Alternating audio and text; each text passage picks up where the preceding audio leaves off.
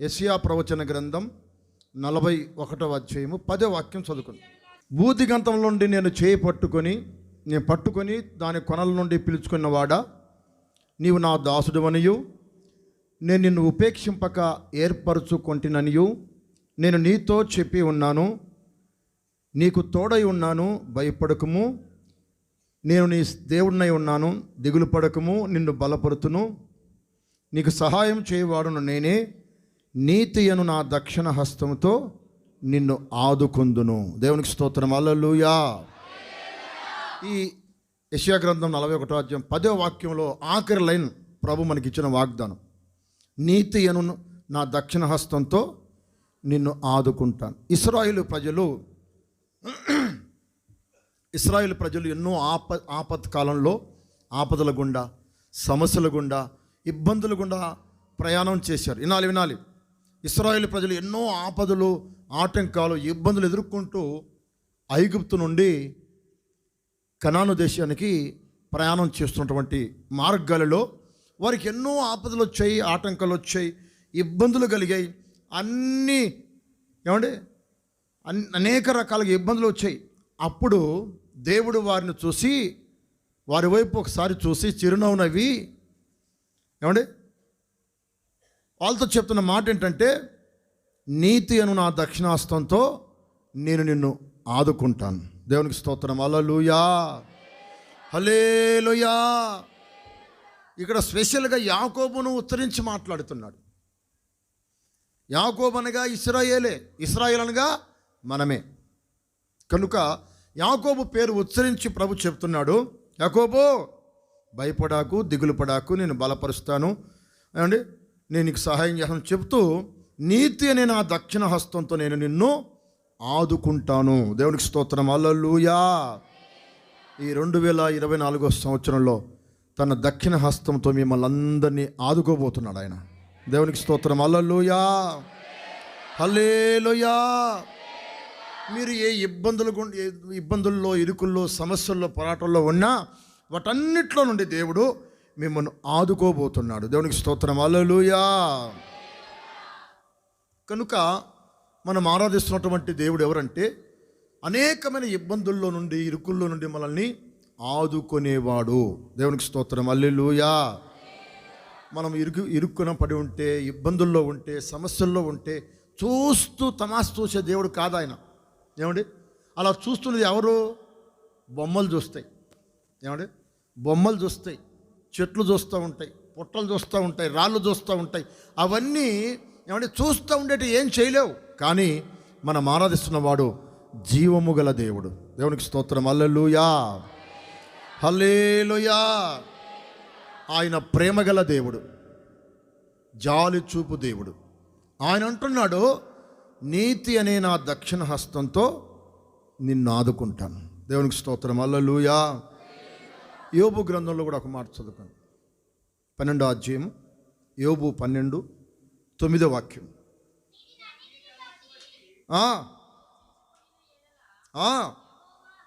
యెహోవా హస్తము, చూడండి, దేవుని హస్తం, ఆయన దక్షిణ హస్తంతో మనల్ని ఆదుకోబోతున్నాడు. ఒకప్పుడు ఆ దేవుని హస్తమే సమస్తమును కలగజేసింది. దేవునికి స్తోత్రం. హల్లెలూయా. దీని ఆయన కలగజేశాడు, దీని ఆయన సృష్టించాడు అని తెలుసుకోలేని వాడు ఎవడు? మనందరికీ తెలుసు. ఈ సృష్టిని చేసింది ఆయన. ఈ సృష్టిలో ఉన్నటువంటి సమస్తమును కలగజేసింది ఆయన. మనం వెళ్తున్నప్పుడు త్రవల్లో కొండలు కనిపిస్తాయి, అడవులు కనిపిస్తాయి. అవన్నీ చూసినప్పుడు మనం ఏమనుకుంటాం? నా దేవుడు ఎంత బాగా చేశాడు సృష్టిని అనుకుంటాం. ఈ సృష్టిని కలగజేసిన వాడు ఆయనే అని తెలుసుకోలేని వాడు ఎవడు? దేవునికి స్తోత్రం. హల్లెలూయా. ఆయన సమస్తమును చేశాడు. 95వ కీర్తన 5వ వాక్యాన్ని కూడా చదువుకుందాం. ఆయన సమస్తమును చేశాడు. సముద్రము ఆయనది, ఆయన దాన్ని కలగజేసును. ఆయన హస్తములో, చదవకుండా గట్టిగా, అంటే ఆయన చేత్తో, ఆయన చేతులతోనే అన్ని నిర్మించాడు. సముద్రము ఆయన కలగజేశాడు. ఆయన భూమిని నిర్మించాడు. 2 చేతులతో భూమిని నిర్మించాడు. ఇంకా అందులో ఉన్నటువంటి భూమిలో ఉన్నటువంటి చివరిగా మనల్ని ఆయన నిర్మించాడు. దేవునికి స్తోత్రం. హల్లెలూయా, హల్లెలూయా. ఇంకా మనం గమనిస్తే యెషయా గ్రంథంలోనే 43 అధ్యాయం ప్రారంభ వాక్యం చూద్దాం. 43 ప్రారంభం.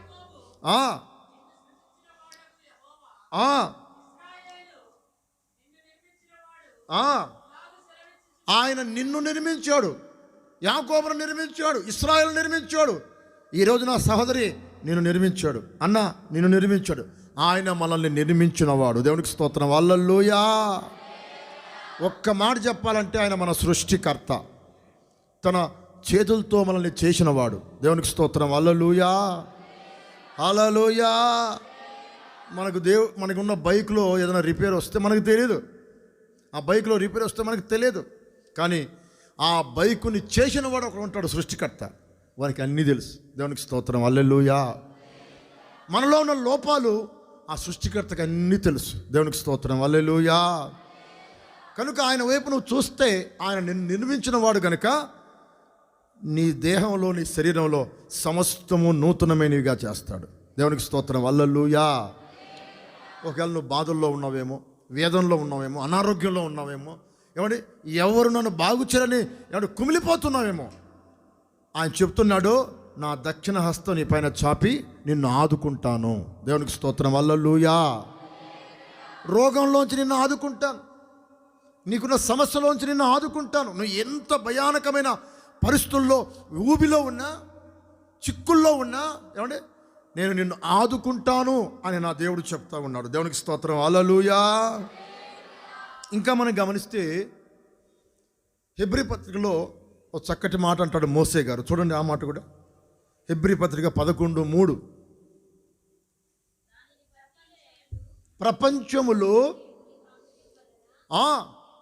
ప్రపంచములను నిర్మించింది ఆయన. ఏమంటే ప్రపంచములు ఏర్పాటు చేసింది ఆయన. ఈ ప్రపంచం ఇలా ఉందంటే అది నా దేవుని పని. దేవునికి స్తోత్రం. హల్లెలూయా. ప్రపంచం నిర్మించిన వాడు, తన హస్తము చాపి అన్ని నిర్మించిన ఆయన నిర్మాణకుడు. దేవునికి స్తోత్రం. హల్లెలూయా.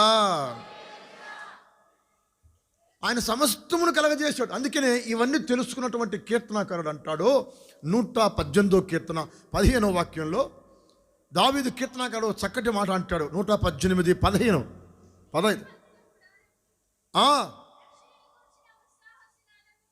వినబడుతుంది. యెహోవా దక్షిణ హస్తము సాహస కార్యములు చేస్తుంది. చదవకూడదాం గట్టిగా. ఈ కీర్తనకారుడు తెలుసుకున్నది ఏంటంటే ఆయన సృష్టికర్త అని తెలుసు, అన్ని చేయగల దేవుడు అని తెలుసు.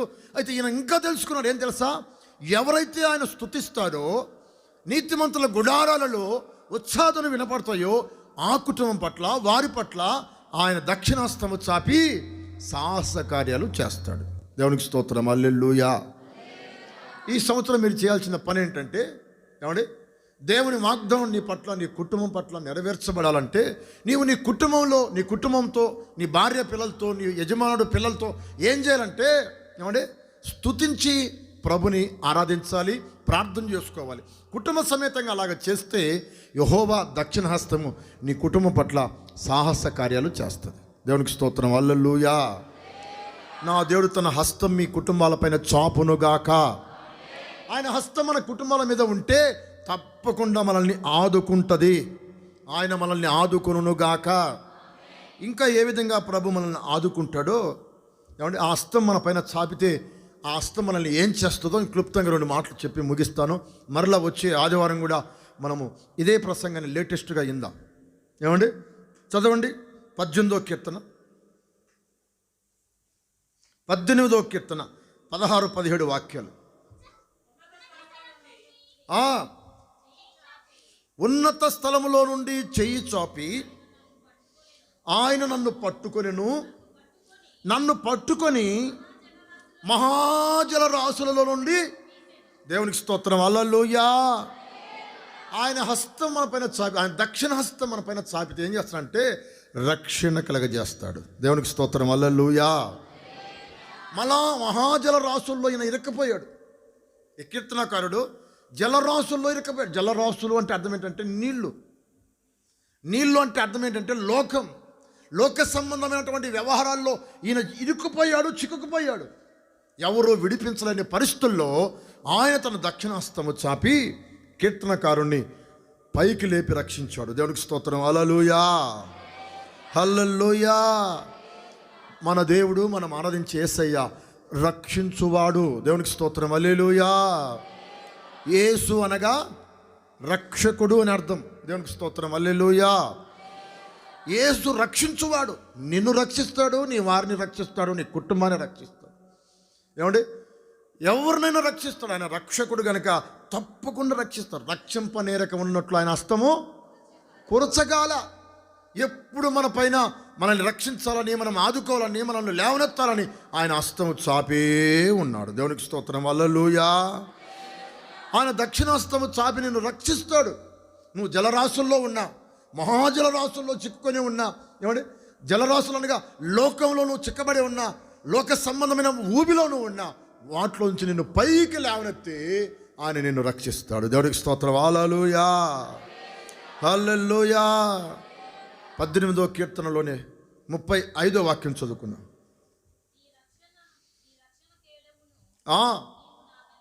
నీ రక్షణ కేడెము నీవు నాకు అందిస్తున్నావు, నీ కుడి చేయి నన్ను ఆదుకుంటుంది. అంటే అర్థం ఏంటంటే రక్షిస్తుంది. దేవునికి స్తోత్రం. హల్లెలూయా.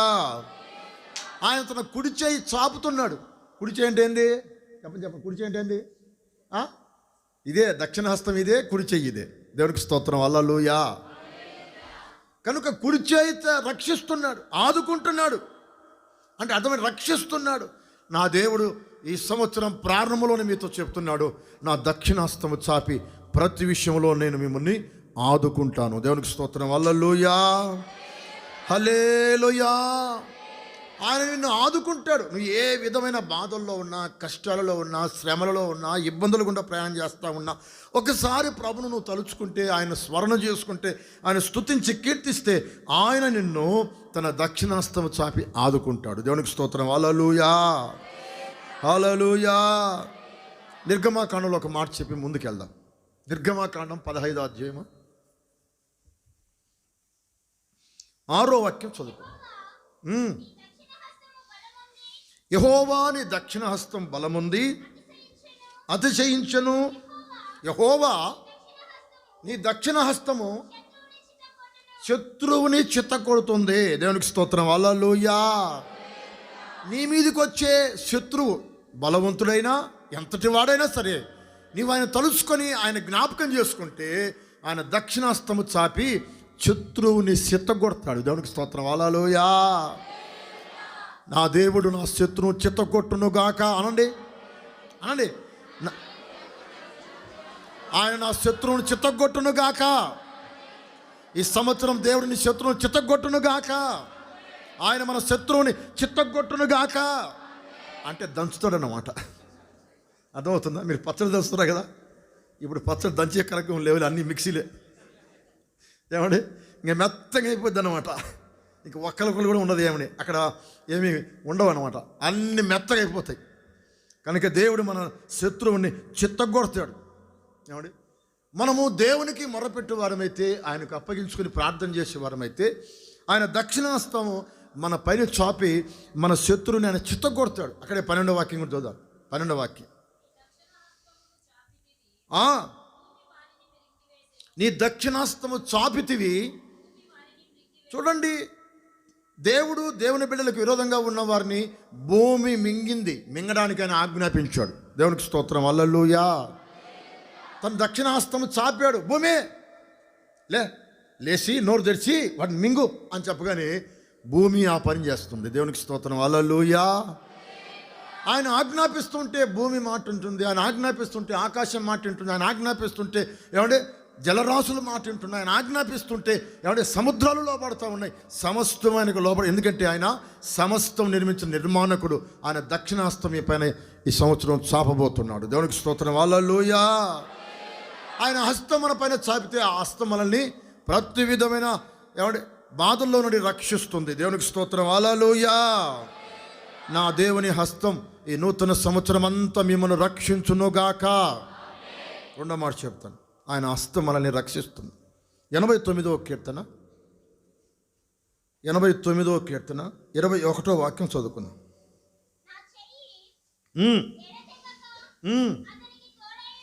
నా చెయ్యి ఎడతెగక అతనికి తోడై ఉండును, నా బాహుబలము అతని బలపరుచును. దేవునికి స్తోత్రం. హల్లెలూయా. దేవుని హస్తం ఏం చేస్తుందంటే మనల్ని రక్షిస్తుంది. రెండవది, దేవుని హస్తం మనల్ని బలపరుస్తుంది. దేవునికి స్తోత్రం. హల్లెలూయా, హల్లెలూయా. కింద పడిపోయిన బిడ్డని లేపి ఏం కాదులే భయపడ అని బలపరుస్తాం మనం. ఏమండి, దేవుడు కూడా మనల్ని ఈ సంవత్సరం బలపరచబోతున్నాడు. దేవునికి స్తోత్రం. హల్లెలూయా, హల్లెలూయా. నా దేవుని హస్తం నిన్ను బలపరుస్తుంది. నీకున్న బాధల్లో నుండి, నీకున్నటువంటి భయాల్లో నుండి ఏమంటే ఆయన హస్తం నీ పైన చాపి ఆయన నిన్ను బలపరచబోతున్నాడు. దేవునికి స్తోత్రం. హల్లెలూయా. నువ్వు దేనికి భయపడుతున్నావో, కుమిలిపోతున్నావో, కలవరపడుతున్నావో భయపడాల్సిన అవసరం లేదు. ఆయన హస్తం నీ పైన చాపబోతున్నాడు. చాపితే తప్పకుండా నిన్ను బలపరుస్తాడు. దేవునికి స్తోత్రం. హల్లెలూయా. 13వ వాక్యం కూడా, 13వ వాక్యం 89వ కీర్తన. పరాక్రమం గల బాహు నీకు కలదు, నీ హస్తము బలమైనది. దేవునికి స్తోత్రం. హల్లెలూయా. ఆయన హస్తం బలమైనదండి. ఆయన బాహు బలమైనదని చెప్తుంది బైబిల్లో. చూడండి, బాహువు, హస్తము అంటే భుజబలము, ఇవన్నీ బైబిల్లో ఉంటాయి. ఏమండి, ఇవన్నీ ఏరుకొని లోక సంబంధులు ఇవన్నీ ఏరుకొని సినిమా యాక్టర్లు బాహుబలి తీశాడు. దేవునికి స్తోత్రం. హల్లెలూయా. ఇవన్నీ ఇక్కడ తీసుకున్నారు. ఎవరికైనా ఏది కావాలన్నా అది నా దేవుని జీవ గ్రంథంలోనే దొరుకుతుంది. దేవునికి స్తోత్రం. హల్లెలూయా. ఈ లోకంలో ఉన్నటువంటి మనుషులకు, శాస్త్రవేత్తలకు కూడా ఏమండి పరిశీలన చేస్తే శాస్త్రవేత్తలకు ఏమండి శాస్త్రవేత్తలు అందరూ పరిశీలించినప్పుడు, దినాలు లెక్కించినప్పుడు ఒకరోజు తక్కువ వస్తుంది. దినాలు లెక్కించినప్పుడు ఒకరోజు తక్కువ వస్తుంది. ఎక్కడ ఉంది ఏంది ఒకరోజు తక్కువ వస్తుంది అని వాళ్ళు లెక్కించి చూస్తే వాళ్ళకి అర్థం కావట్లే. అయితే వాళ్ళల్లో ఒక క్రైస్తవుడు ఉన్నాడు. దేవునికి స్తోత్రం. హల్లెలూయా. నాసా కంపెనీలో పనిచేసే ఒక క్రైస్తవుడు ఉన్నాడు. అతను చెప్పాడు, ఆ దినం ఎక్కడో లేదు, చూడండి అని చెప్పి ఏమంటే యెహోషువ గ్రంథాన్ని చూపించాడు. దేవునికి స్తోత్రం. హల్లెలూయా. యెహోషువ యుద్ధం చేస్తూ ఉన్నప్పుడు, హాయి దాని పురములతో కలిసి యుద్ధం చేస్తూ ఉన్నప్పుడు యెహోషువ ఒక దినమెల్లా ఆపాడు. సూర్యుడా నువ్వు ఆగిపో అక్కడ, చంద్రుడా నువ్వు నిలిచిపో అక్కడ అని చెప్పగానే అవి అలాగే ఆగిపోయాయి. దేవునికి స్తోత్రం. హల్లెలూయా. దేవుడు మన కొరకు తన హస్తము చాపుతాడు. మనం ఏవి చేస్తే ఆయన ఆమేన్ అంటాడు. దేవునికి స్తోత్రం. హల్లెలూయా, హల్లెలూయా. మన పక్షాన ఆయన గొప్ప కార్యాలు చేసేది. మన మనవి ఆలకించువాడు. అవసరమైతే మన కోసం తన దక్షిణ హస్తము చాపుతాడు. మొదటి రాజుల గ్రంథం 18వ అధ్యాయము 46వ వాక్యాన్ని చదువుకుంది. యెహోవా హస్తము ఏలియాను బలపరచగా అతడు నడుము బిగించుకొని ఆహాబు కంటే ముందుగా పరిగెత్తుకొని పోయి, దేవునికి స్తోత్రం. హల్లెలూయా. ఏమంటే ఇశ్రాయేలు దేశంలో పరిస్థితి ఎట్టుందంటే అప్పుడు కరువు, వర్షం లేదు. అప్పటికే చాలా సంవత్సరాలుగా వర్షాలు పడట్లేదు. దైవజనుడా ప్రార్థన చేయమని అనేకులు చెప్తున్నారు. ఈయన కర్మేలు పర్వతం మీద కూర్చొని ఏలియా దేవునికి ప్రార్థన చేస్తూ ఉన్నాడు.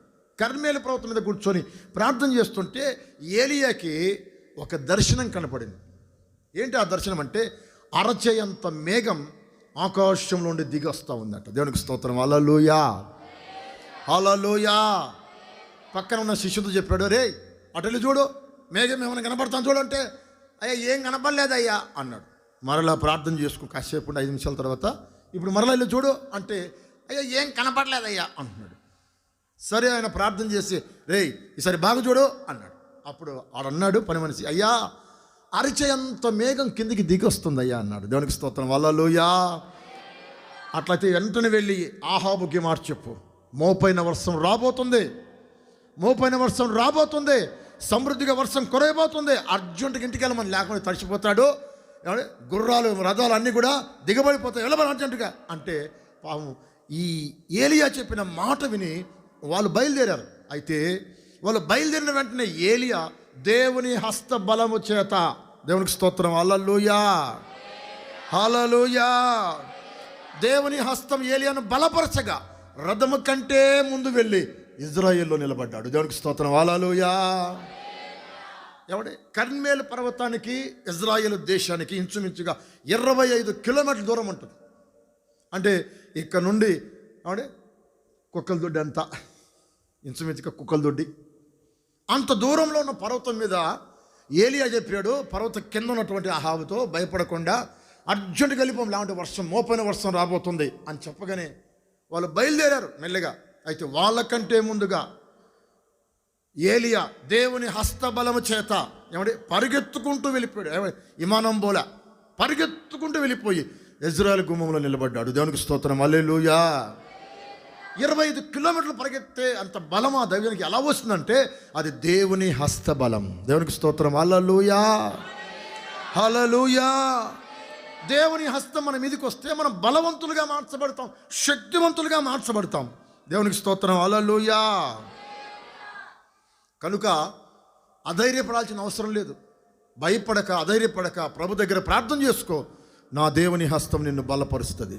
దేవునికి స్తోత్రం, హల్లెలూయా. బాధలో ఉన్నావా, శ్రమలో ఉన్నావా, కుటుంబంలో ఎవరు తీర్చలేని వేదనలు నిన్ను వేధిస్తున్నాయా, భయపడాల్సిన అవసరం లేదు. ప్రభుకు నీ జీవితాన్ని అప్పగించు. ఆయన నిన్ను బలపరిచి ఆయన హస్త బలము చేత నిన్ను, నీ కుటుంబాన్ని నడిపిస్తాడు. దేవునికి స్తోత్రం, హల్లెలూయా హల్లెలూయా. కీర్తనకారుడు 18వ కీర్తనలో ఇదే మాట అంటాడు. చూడండి మళ్ళా 32వ వాక్యం చదువు. 18:32. నాకు బలము ధరింపజేయువాడు ఆయనే. దేవుడు మనకు బలాన్ని ధరింపజేస్తాడు. ఏమండి, ఆయన మనకు బలం ఇస్తాడు. 23వ వాక్యం.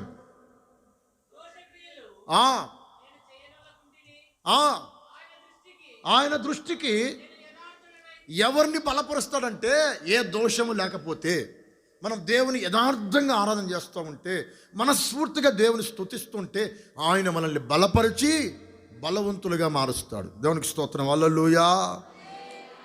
ఈయన అంటాడు, ఏ దోషక్రియలు నేను చేయకుంటిని.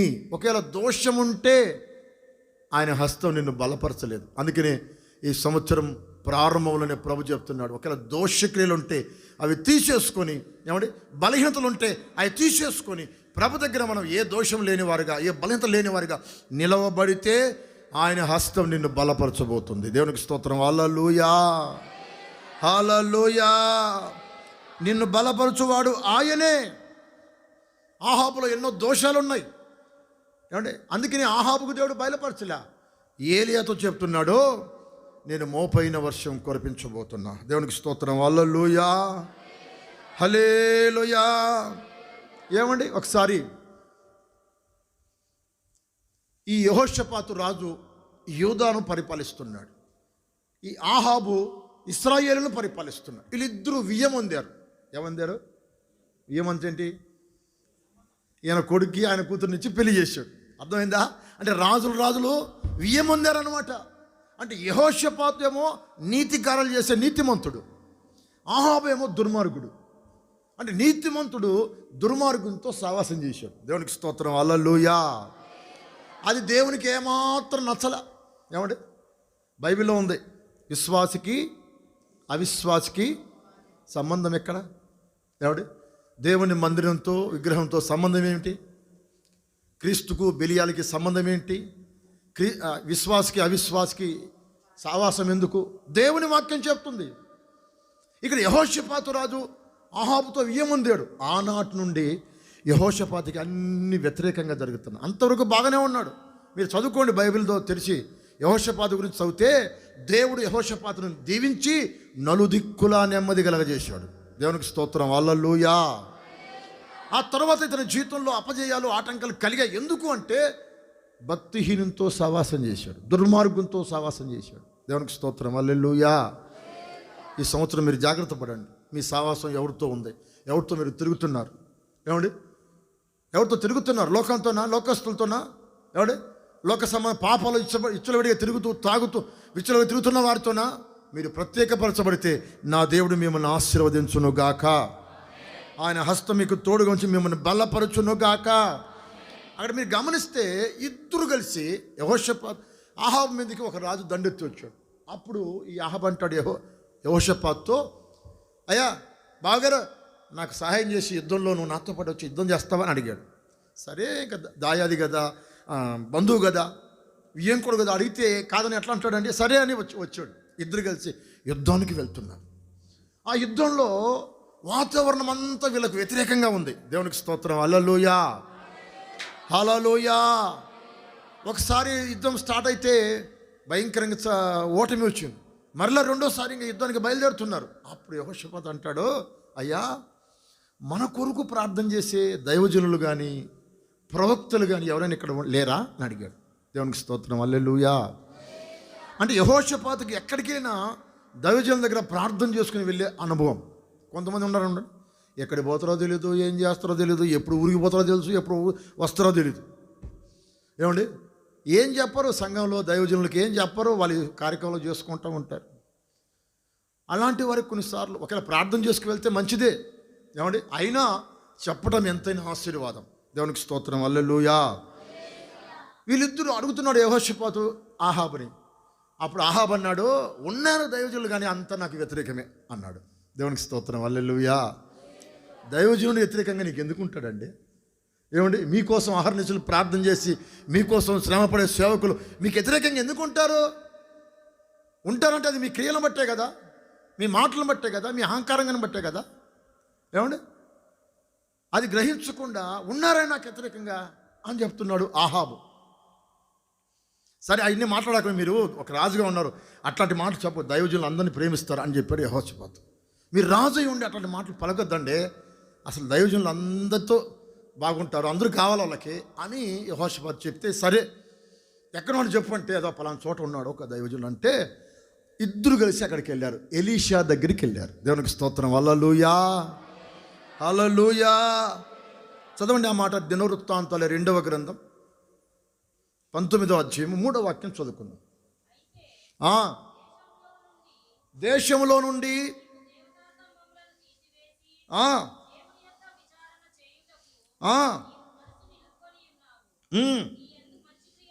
అక్కడ దైవజనుడు అంటాడు, అయ్యా మీరు నా దగ్గరికి వచ్చారు, అసలు మీరు నా దగ్గరికి ఎందుకు వచ్చారు? మిమ్మల్ని చూస్తే దేవుడు ఏం సెలవేట్లా నాకు అని యెహోషాపాతును చూసి అంటాడు, నీ యందు నాకు మంచి క్రియలు కనబడుతున్నాయి. దేవునికి స్తోత్రం. హల్లెలూయా. ఆహాబేమో దుర్మార్గమైన పనులు చేసిన వాడు. ఈ యెహోషాపాతు గురించి దేవుడు మాట్లాడుతున్నాడు, దైవజనుడు చెప్తాడు ఏమని తెలుసా? అతనిలో మంచి క్రియలు ఉన్నాయి, నీతి క్రియలు కనబడుతున్నాయి. దేవునికి స్తోత్రం. హల్లెలూయా, హల్లెలూయా. అందుకే యెహోషాపాతుకి దేవుడు జయం ఇచ్చాడు. దేవునికి స్తోత్రం. హల్లెలూయా. ఆ యుద్ధంలో ఏం జరిగింది తెలుసా? ఏమండి, ఈ ఆహాబు ఏమన్నాడంటే, యుద్ధం చేసేటప్పుడు నువ్వు వెళ్ళి యుద్ధం చేయి, నేను కూడా నీ వెనక వస్తా అని చెప్పి మారు వేషం వేసుకున్నాడు. ఆహాబు ఏం వేసుకున్నాడు అంటే, మారు వేషం వేసుకుంటే వాళ్ళందరూ నా మీద యుద్ధం చేయరు, ఎక్కువగా అతని మీద యుద్ధం చేస్తారు రాజు అని చెప్పి, ఒకవేళ అతను పోయినా పర్వాలేదు, నేను సజీవుడిగా ఉంటానని మోసం చేసి మారు వేషం వేసుకున్నాడు. ఆ యుద్ధంలో ఏదనికి తెలుసా? ఏమండి, యెహోషాపాతు మీదకి ఇతనే రాజు అని చెప్పి, ఆహాబు అని చెప్పి అందరూ దండెత్తి అతని మీద చుట్టుకున్నారు. అప్పుడు యెహోషాపాతు యుద్ధం చేస్తూ ఉండగానే దేవునికి మొరపెట్టాడు. దేవునికి స్తోత్రం. హల్లెలూయా. అప్పుడు ఆశ్చర్యకరంగా దేవుడు యెహోషాపాతును తప్పించాడు. ఆ తర్వాత మనం చూస్తే ఆ యుద్ధంలో ఆహాబు ఏమండి చనిపోయాడు. దేవునికి స్తోత్రం. హల్లెలూయా. మోసం చేయాలనుకున్నాడు, తానే మోసపోయి మరణించాడు. దేవునికి స్తోత్రం. హల్లెలూయా. యెహోషాపాతుకి దేవుని హస్తము తోడుగా ఉంచి ఆ ప్రమాదం వచ్చి కాపాడింది. దేవుని హస్తం అతన్ని బలపరుస్తూ వచ్చింది. దేవునికి స్తోత్రం. హల్లెలూయా. ఈ సంవత్సరం అంతా నా దేవుని హస్తం మిమ్మల్ని అందరినీ బలపరచునుగాక. మనలో మంచి క్రియలు కనబడితే అనుక్షణము దేవుడు మనల్ని కాపాడి బలపరుస్తాడు. కనుక ధైర్యపడకుండా ధైర్యంగా ఉండండి. నా దేవుని హస్తం రెండవదిగా మిమ్మల్ని బలపరుస్తుంది. చివరిగా ఒక మాట చెప్తాను. మత్తయి సువార్తమానం 8వ అధ్యాయం 3వ వాక్యం చదువుకుందాం. మత్తయి సువార్త 8:3. అందుకైన చెయ్యి చాపి వాని ముట్టి, నాకిష్టమే, నీవు శుద్ధుడవు కమ్మని చెప్పగా దేవునికి స్తోత్రం. హల్లెలూయా. గమనించండి, ఇక్కడ యేసు ప్రభు ఒక చోట ఉంటే అక్కడికి ఒక కుష్ఠరోగి వచ్చాడు. అయ్యా, అప్పటికి ఆడు విన్నాడు, ఆయన ఎవరికి ప్రార్థన చేసినా, ఎవరికైనా తన హస్తం చాపినా, ఎవరి మీద తన హస్తం చాపినా అనేకులు బాగుపడుతున్నారని, గుడ్డి వాళ్ళు బాగుపడ్డారని, ఊచ చేతులు గల వాళ్ళు బాగుపడ్డారని, చనిపోయినటువంటి కుర్రవాడు లేచి నిలబడ్డాడని, ఆ రక్తస్రాంగల స్త్రీ బాగుపడిందని, చనిపోయిన చిన్నది లేచి కూర్చుందని, ఇవన్నీ విన్నాడు ఈ కుష్ఠరోగి. అందుకే యేసయ్య దగ్గరికి వెళ్ళి, యేసయ్యా నజరేతు వాడా, నన్ను కరుణించి నీకు ఇష్టమైతే నన్ను స్వస్థపరచయ్యా అని చెప్పాడు. దేవునికి స్తోత్రం. హల్లెలూయా. ఆయన దగ్గరికి వచ్చిన వాళ్ళకి ఆయనకి ఇష్టం లేకుండా ఎందుకు ఉంటుంది? నాకు ఇష్టమే రా అని చెప్పి దగ్గరికి వచ్చి తన హస్తము చాపి, తన దక్షిణ హస్తము చాపి వాడిని ముట్టాడు. దేవునికి స్తోత్రం. హల్లెలూయా. వెంటనే వాడు స్వస్థత పొందాడు అని మనం అక్కడ చూస్తాం. అంటే దేవుని హస్తం మూడవదిగా స్వస్థపరుస్తుంది. దేవునికి స్తోత్రం. హల్లెలూయా. ఒకటి దేవుని హస్తం రక్షిస్తుంది, రెండోది నా దేవుని హస్తం బలపరుస్తుంది, మూడోది దేవుని హస్తం నిన్ను స్వస్థపరుస్తుంది. నీకున్న బాధ ఏదైనా, రోగం ఏదైనా, బలహీనత ఏదైనా, ఆ బలహీనతలోంచి నిన్ను స్వస్థపరుస్తుంది. దేవునికి స్తోత్రం. హల్లెలూయా. ఏ రోగమైనా సరే ఆయన స్వస్థపరచుటకు సమర్థుడు. ఒకవేళ నేను స్వస్థపరచలేను, నా వల్ల కాదు, మీరు స్వస్థపరచలేరు, అయితే మన దేవుని హస్తం నీకు స్వస్థత కలగజేస్తుంది. దేవునికి స్తోత్రం. హల్లెలూయా. హల్లెలూయా. కనుక దేవుని హస్తము చాపితే శీఘ్రముగా స్వస్థ వస్తుంది. దేవుని హస్తం చాపిన స్వస్థ రాలేదంటే అర్థం ఏంటంటే ఏదో బలహీనత నీలో ఉంది, ఏదో బంధకం నీలో ఉంది, ఏదో పాపం నీలో ఉందని నువ్వు గుర్తుపట్టాలి. దేవునికి స్తోత్రం. హల్లెలూయా. దేవుని హస్తము చాపిన నీకు బాగలేదంటే అర్థం ఏంటంటే ఏదో పాపము బలహీనత మనలో ఉంటేనే మనం బాగుపడలేం.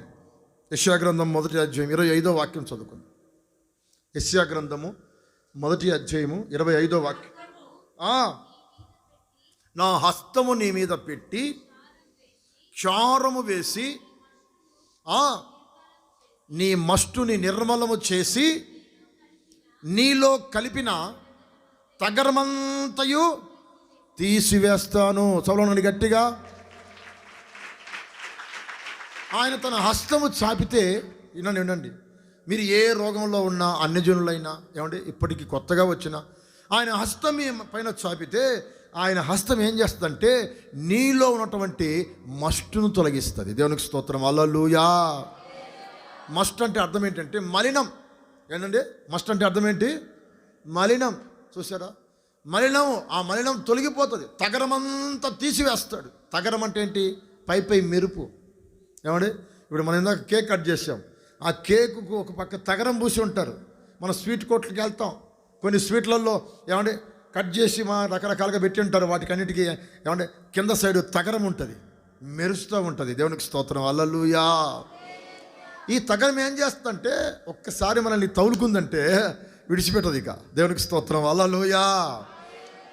లోకం మనల్ని తగిలిందంటే మనల్ని విడిచిపెట్టదు, బాధిస్తూనే ఉంటుంది. అటు చూడు, ఆ సినిమా చూడు బాగుంది, ఆ సీన్ చూడు బాగుంది. ఈ తగరం మనల్ని అంటుకుంటూ ఉంటుంది. ఆ తగరమంతా ఆయన తీసివేస్తా అని చెప్తున్నాడు. దేవునికి స్తోత్రం. హల్లెలూయా.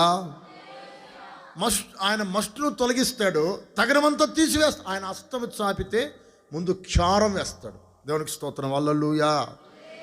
క్షారం అంటే అర్థం ఏంటంటే, ఇప్పుడు కంసాలి బంగారాన్ని శుద్ధి చేసేటప్పుడు బంగారాన్ని ఒక వస్తువుని దాని మీద వేస్తాడు. క్షారం అంటే ఒక పుల్లని వస్తువు, అది పడితే మస్టంతా ఒక పక్క పోతుంది, శుద్ధ సువర్ణమంతా ఒక పక్కకు వచ్చింది. ఆ విధంగా దేవుడు నీ మస్టును తొలగిస్తాడు. క్షారం వేసి నీ మస్టును తొలగిస్తాడు, శుద్ధ సువర్ణంగా నేను మారుస్తాడు. దేవునికి స్తోత్రం. హల్లెలూయా. ఆయన హస్తం నీ పైన చాపితే నీలో ఉన్న బలహీనత అంతా తొలగిపోతుంది. దేవునికి స్తోత్రం. హల్లెలూయా. ఆయన నిన్ను స్వస్థపరిచి ఆశ్చర్యకరమైన మేలులతో తృప్తిపరుస్తాడు. అదే మత్తయి సువార్త 8వ అధ్యాయంలోనే 8వ వాక్యం నుండి ఒక మాట చదువుకుందాం. ఆ శతాధిపతి ప్రభువా, నీవు నా ఇంట్లోనికి వచ్చుటకు నేను పాత్రులు కాను, నీవు మాట మాత్రమే సెలవి, నా దాసుడు స్వస్థపరుస్తాడు, నేను కూడా నా చేతి కింద సైనికులు ఉన్నారు, సైన్యం ఉంది. ఒకని పొమ్మంటే పోతాడు, రమ్మంటే వస్తారు.